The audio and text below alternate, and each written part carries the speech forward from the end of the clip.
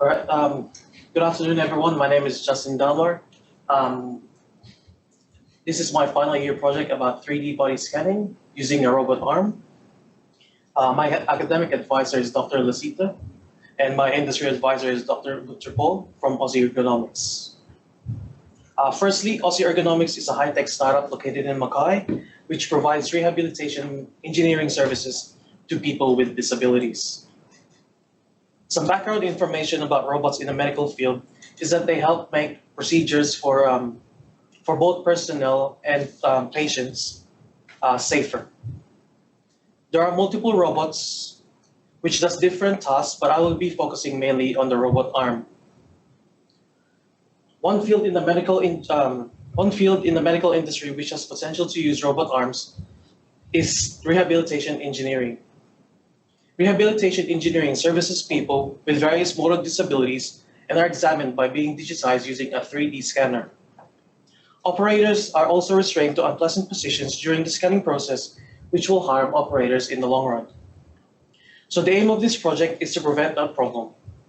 The project aims to improve the 3D body scanning process through automation. This will be achieved by replacing the operator, a manual process, with a robotic arm, an automated process, to perform the scanning process. Currently, the operator will scan the patient from a set distance so that the data set they can get will be accurate. With this method, human errors will occur due to fatigue and inconsistency. By letting a robot arm do the scanning process, this can be mitigated. There are four objectives that I need to do to achieve this goal. The first one is to identify the most suitable robot arm for the 3D scanning. Once the robot arm has been selected, a suitable trajectory will be manually chosen due to the time constraint, and an algorithm was to be developed to calculate where the key points are in the working space specified by the user. The next step is to program the robot to do all its functions. A base code was given to me by my academic advisor, and I have edited it so that it can calculate and move to those key points. The edges of the working space and the offset of the points will be determined from a user input at the start of the program. Lastly, once the robot moves as intended, interfacing the robot with the 3D scanner will be required so that it can scan. The methodology was segmented into 5 different stages. To start the project, identifying which robot arm to use will determine how I will approach the project. Once the robot arm has been selected, the trajectory of the robot arm was to be ascertained so that it can be coded into the program. Initial testing was done on the simulation to prevent uncertain movements in the live robot. This prevents accidental damage to the robot and the user. Once arm movement were satisfactory, the robot arm could be interfaced with the 3D scanner to perform the scan. Live testing can be performed to see how it will move and how this movement will affect the scanner. The robot chosen for this project was the Baxter robot available in the Mackay O'Reilly campus. The main reason it was chosen was it was the only available robot that I could use, which has a suitable arm movement required for 3D scanning. It has a total of 7 degrees of freedom, which is similar to that of a human arm. It also features a similar arm length. These features are highly regarded as the robot will be performing the job of a human. The chosen trajectory is a zigzag-like movement as shown here. It was chosen as it is a great way to create a path between 2 parallel lines. Another feature is that it is easy to implement in the code if key points are known. The program asks the user for input for the X and Y values. These X and Y values are the endpoints of the workspace. Other points are also calculated using the tangent function. These equations were used in the code to calculate the points in between the endpoints. Equation 1 is the tangent equation, and equation 2 separates the theta value on its own to calculate for theta. Once the value of theta is known, this value can be used to calculate the x and y points. X values are calculated by multiplying the offset to the cosine of the theta value, whereas y values are calculated by multiplying to the side of the theta value. The first 2 variables in the x and y values signifies the start and end point of the calculation. The inputs I used can be seen here. These inputs were chosen as they were the inputs I have used in the live testing. The inputs have been separated into 2 lists to make coding calculate to make coding the calculation easier.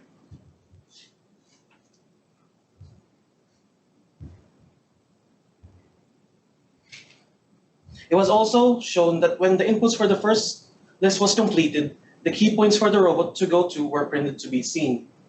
The calculated points for the second list were also printed. So if you didn't see it properly, these were the first list and the inputs, and the second list and the key points that it calculated. Once the two lists were completed, the program prompts the user to press enter to continue with the program. This stopgap is implemented so that the robot would only move when desired to. Once enter has been pressed, it shows the key points from lists 1 and 2 mixed in an alternating way. This is intentionally done so that the robot arm moves in a zigzag pattern desired. The code shown here allows a zigzag movement. It combines the two lists in an alternating way using the zip function. The len function counts how many points there are so that the robot knows when to stop.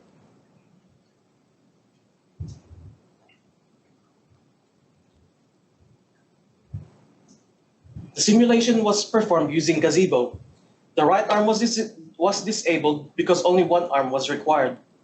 The video was sped up by 3 times the normal speed as the simulation speed was slower than the live robot. The robot moved as intended except for the bounce on the way to the 4th point. Those movement errors occur randomly. For the simulation test, the path that the robot arm took can be seen in this graph. It achieved the zigzag pattern that I wanted with minimal issues. The images here present the setup of the scanning process. The scanner used was the Asus Xshon Pro Live. This scanner was chosen as the school owned this, so there were no need to buy a new 3D scanner. This 3D scanner was taped to the grippers of the robot as a cheap and easy way to interface it. Live testing was done inside the mechatronics lab at CQU Orly campus. The left side shows what the 3D scanner sees, and the right side shows the robot doing the scan. Similar to the simulation, the robot has some jerk movements that occur randomly during the scanning phase.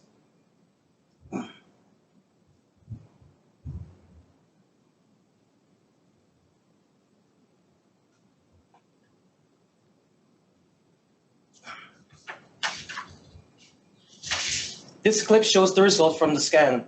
Scanec was the program used to do the scanning and rendering of the scan. I was scrolling around to see the different angles. A close-up image of the scan can be shown here. Another scan was performed on a mask and a wooden hand as a test and has shown a good quality scan result. For the conclusion, firstly, I would like to say that this is currently a proof of concept system. The scan results of the human and human-like objects were of decent quality and has shown good promise as an alternative to improve the 3D body scanning process. This means that 3D scanning performed by a robot is a viable solution with few improvements. For future recommendations, using a more accurate arm and scanner will give a better quality scan result, though they are expensive. Since the robot is dealing with humans, it is always required to consider the use with other people to diminish any potential accidents by adding safety features such as a tape working zone and an automatic stoppage if it hits something or someone. Thank you for listening. Any questions? Yep. So is this designed to scan a person standing up? Not necessarily. You could be lying, like if you're bedridden. Yeah, so the first scan,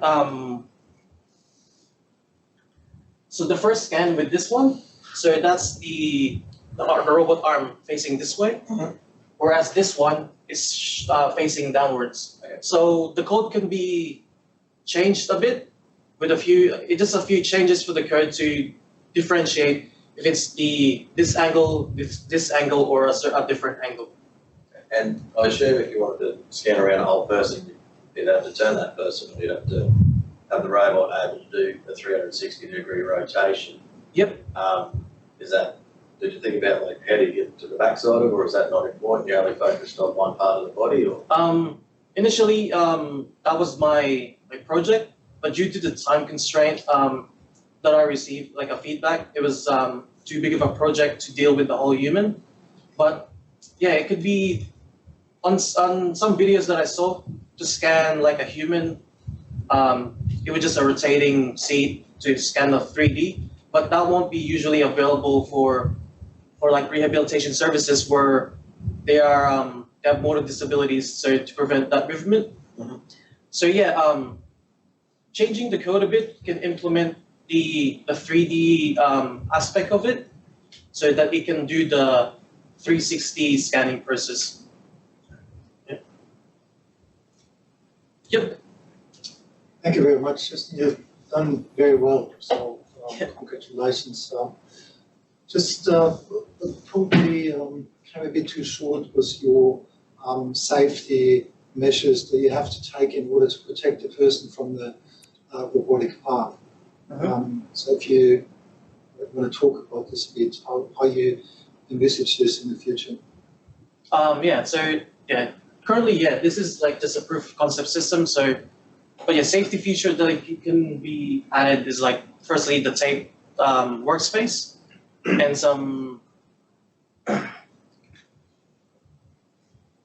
So yeah, depending on the robot, the automatic stoppage can be implemented as well, where if it hits something or someone, and then even adding guardrails to prevent. So just adding some redundant safety features to minimize the accidents from happening.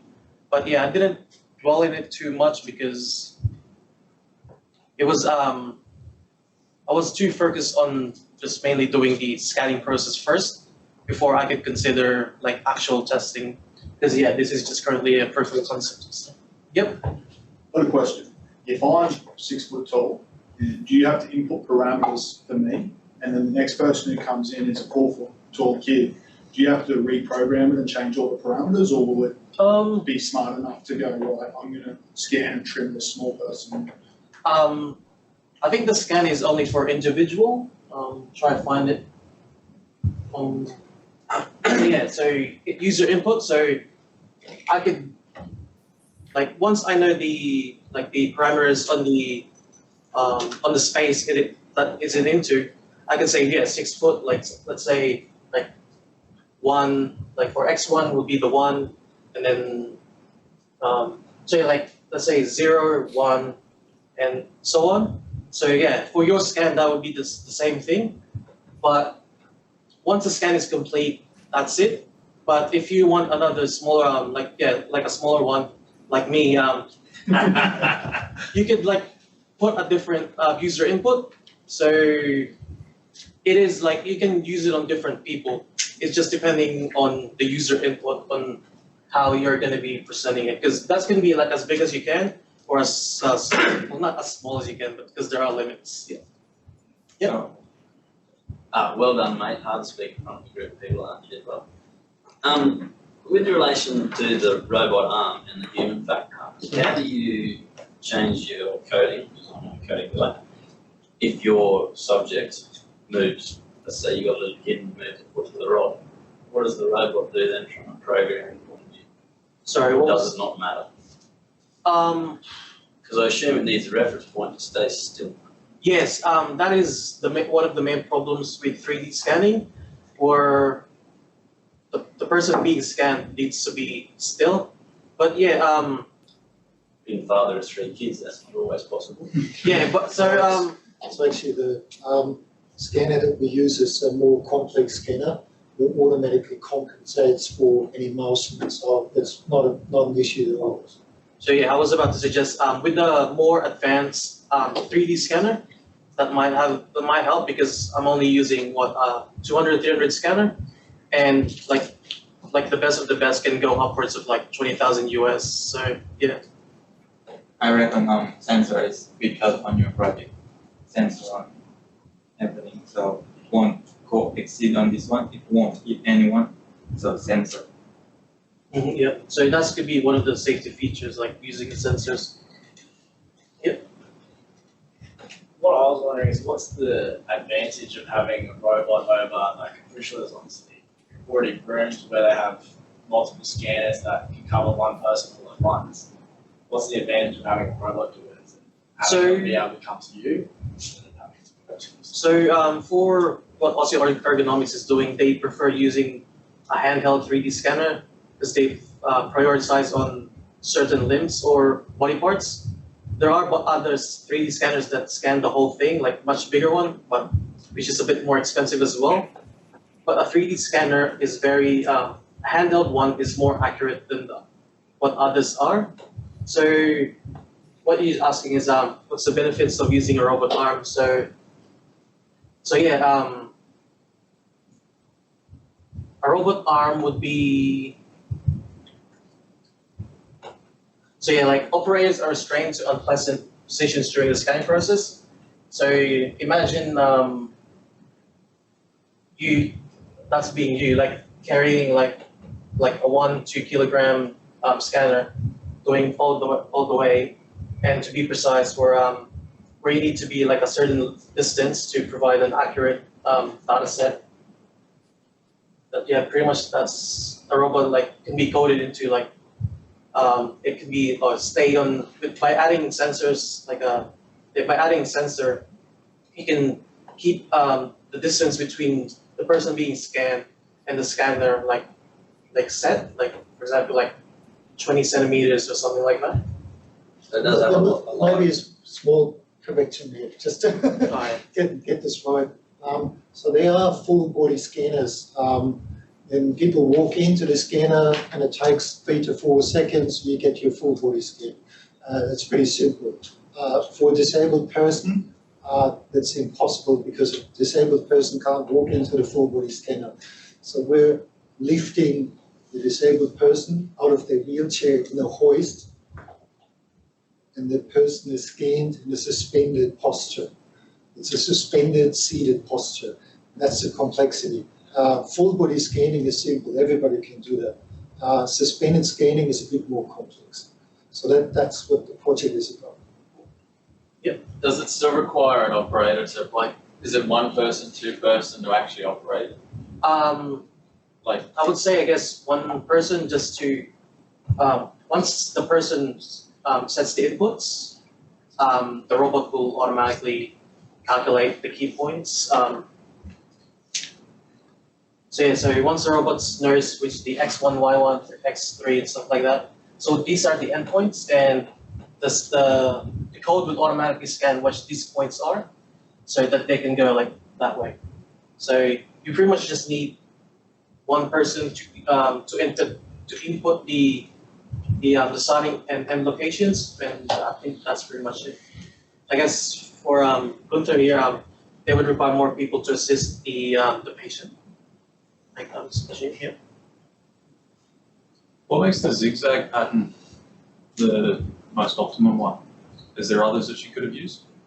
Yeah, so with the scanner that I use, it can only be as accurate, like a certain distance. If it gets too close, it won't actually scan it. So even with the scanner that I use, I could just go straight. But if I consider like a more accurate scanner, the zigzag one is one of the most optimal path that it can take between two parallel lines. So I'm morely focusing on the two parallel lines for the zigzag. So that's why the zigzag one is for the most optimal one that I could see. And the ease of it's much easier to implement in the code. That's one of the key reasons as well.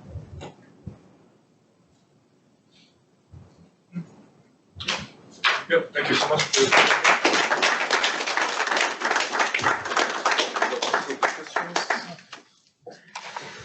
Yeah, by the way, our CQ Mecha campus is specialized in mechatronics engineering, so we are the only campus offering mechatronics engineering program amongst all other CQ campuses.